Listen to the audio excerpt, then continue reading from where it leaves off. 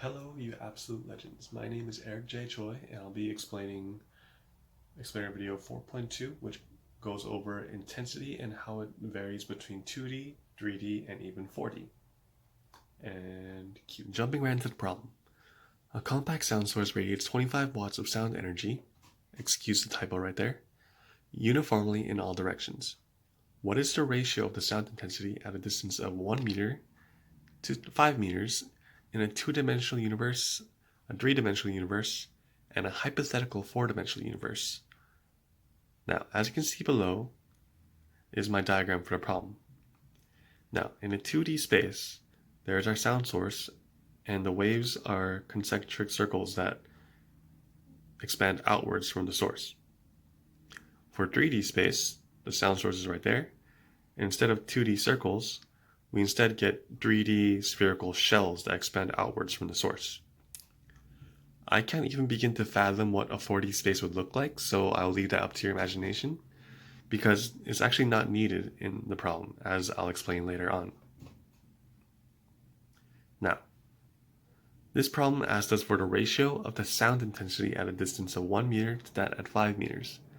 So of course, our first thing to do on our agenda is find the intensity, or figure out what the intensity is. So in the book, intensity is defined as power per cross-sectional area, or rather, power per unit area carried by a wave. Now just for a little bit of review, so this is a bit easier to conceptualize. This is an example for a 3D space in which it's a sphere, and the light source is right here. Now note, the cross-sectional area, or the area of the spherical shell that expands out from the light source, is 4 pi r squared. Now 4 pi is a constant, so we don't really have to care about that, because the only thing that's actually changing as you get further and further out, or the radius for the spherical shell increases, is r. So at 1 r, the light source is highly intensified on this cross-sectional area. But as you increase the r, the light actually gets spread out over a larger area, 4 times to be exact, because r squared, for 2r. Now 3r, it actually gets spread out over an even larger area of 9 times the original amount. So in this manner, the larger the r value, the less intense the sound wave. Now, going on to start the problem. In a 2D setting for a ratio from 1 meter to 5 meter, as we said before, intensity is equal to power over the cross-sectional area. But whether it be from 1 meter to 5 meter, the power is constant and 2 pi is also a constant.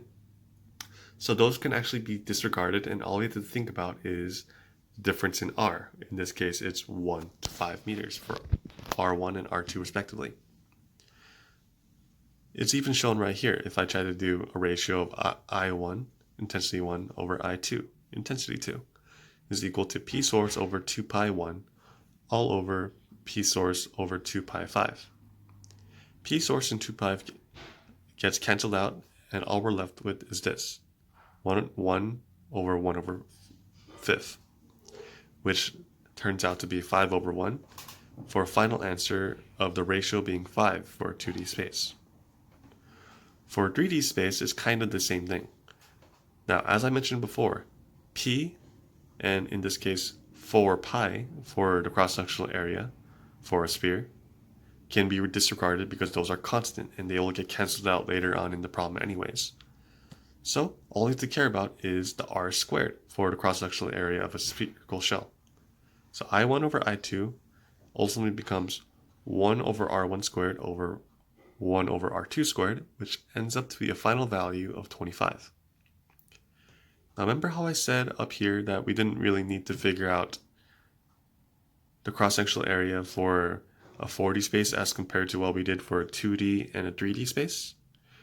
That is because I think we can see the pattern that we found from part A and B, in which a 2D setting from 1 meter to 5 meter resulted as 1 over r1 and 1 over r2, and a 3D setting becoming 1 over r1 squared over 1 over r2 squared.